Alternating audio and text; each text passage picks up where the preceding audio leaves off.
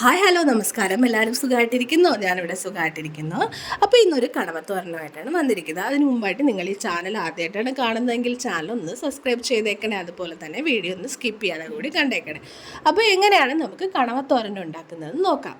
അപ്പോൾ ഞാനിവിടെ എടുത്തിരിക്കുന്നത് ഒരു 3/4 കിലോയോളം കണവയാണ് എടുത്തിരിക്കുന്നത്. അപ്പോൾ ഓരോ സ്ഥലത്തും ഓരോ പേരാണല്ലോ പറയുന്നത്. അപ്പോൾ ചില സ്ഥലങ്ങളിൽ കൂന്തലെന്നും പറയാറുണ്ട്. അപ്പോൾ ഇത് നമ്മൾ കട്ട് ചെയ്ത് അതിനകത്ത് നിറയെ വേസ്റ്റ് ഉണ്ടാവും. ആ വേസ്റ്റ് എല്ലാം എടുത്ത് കളഞ്ഞ്, അപ്പോൾ ഞാനിവിടെ സ്കിന്ന് എടുക്കുന്നില്ല. അപ്പോൾ ചിലവരൊക്കെ തന്നെ ഫുള്ള് സ്കിന്നൊക്കെ എടുത്തിട്ടാണ് കട്ട് ചെയ്യാറുള്ളത്. അപ്പം നമ്മുടെ വീട്ടിൽ അങ്ങനെ സ്കിന്നൊന്നും എടുക്കാറില്ല. നമ്മൾ അങ്ങനെ തന്നെ ചെറുതായിട്ട് കട്ട് ചെയ്ത് നന്നായിട്ട് കഴുകി വൃത്തിയാക്കി അതെടുത്ത് വയ്ക്കും. കാരണം ആദ്യം ഇതിന് കുറച്ച് വേവ് കൂടുതലാണല്ലോ. അപ്പോൾ തോരൻ ഉണ്ടാക്കുന്നതിന് മുമ്പായിട്ട് ഇത് നമ്മൾ ഒരു ചട്ടി വെച്ച് കുറച്ച് എണ്ണയും ഒഴിച്ചിട്ട് നമ്മളിത് വേവിക്കാനായിട്ട് വയ്ക്കും.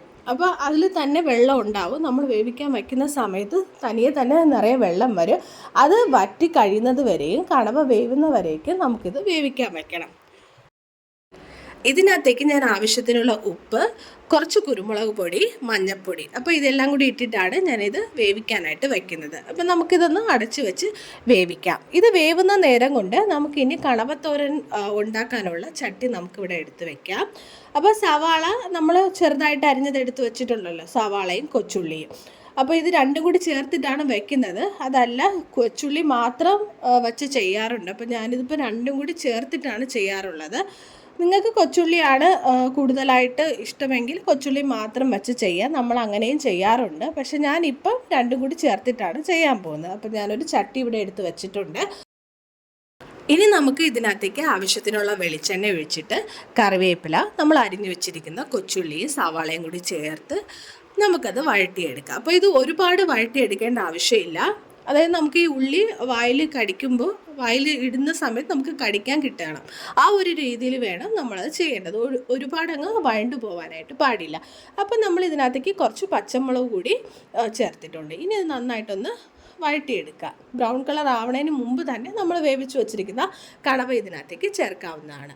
അപ്പം ഇനി ഇത് ഇവിടെ കിടന്ന് വരണ്ട് വരുന്ന നേരം കൊണ്ട് നമുക്ക് ഇതിനകത്തേക്കുള്ള തോരനുള്ള അരപ്പ് തയ്യാറാക്കാം.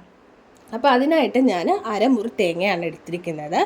ഇതിനകത്തേക്ക് 1/2 ടേബിൾ സ്പൂൺ മഞ്ഞൾപ്പൊടി, പിന്നെ ജീരകം, മുളക് പൊടി, ഒരു 1.5 ടേബിൾ സ്പൂണോളം മല്ലിപ്പൊടിയാണ് ഞാൻ ഇതിനകത്ത് കൂടുതൽ ചേർക്കുന്നത്. മല്ലിപ്പൊടിയും ചേർത്തിട്ടുണ്ട്. പിന്നെ നമുക്ക് കുരുമുളക് പൊടിയും ചേർക്കാം. അപ്പോൾ ഞാൻ ഇതിനകത്ത് കുരുമുളക് പൊടിയും ചേർത്തിട്ടുണ്ട്.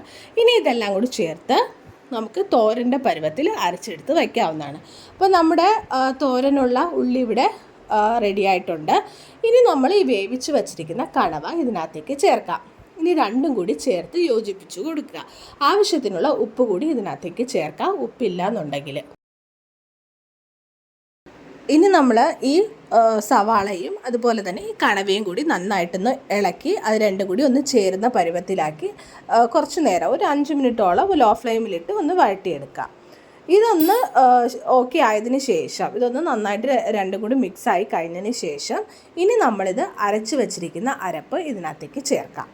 അരപ്പ് ചേർത്ത് കഴിഞ്ഞ് കഴിഞ്ഞാൽ വീണ്ടും ഇതുപോലെ തന്നെ നന്നായിട്ടൊന്ന് ഇളക്കി കൊടുത്തതിന് ശേഷം വീണ്ടും ഒന്ന് അടച്ചു വെച്ച് ഒരു 5 മിനിറ്റ് ലോ ഫ്ലെയിമിലിട്ട് അടച്ചു വെച്ച് നമുക്കൊന്ന് വേവിച്ചെടുക്കാവുന്നതാണ്.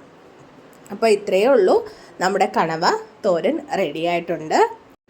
ഈ തോരനുണ്ടെങ്കിൽ നമുക്ക് ചോറിൻ്റെ കൂടെ വേറെ യാതൊരുവിധ കറിയുടെ ആവശ്യമില്ല. കാരണം എനിക്ക് കണവത്തോരനുണ്ടെങ്കിൽ ഞാൻ പിന്നെ വേറെ കറികളൊന്നും എടുക്കാറില്ല, എനിക്കിത് മാത്രം മതി.